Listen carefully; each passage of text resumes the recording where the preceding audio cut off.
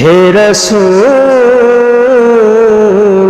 তোমাকে ভুলি আমি কেমন করে, হাজারো ব্যথা বেদনার পরে ফিরে আসলে তুমি আপন ঘরে।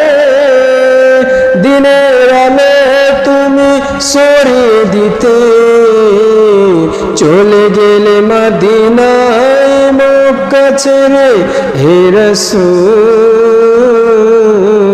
তোমাকে ভুলি আমি কেমন করে, হীরার গুহায় তোমারই ধ্যান, আসমান থেকে নামে আল কোরআন।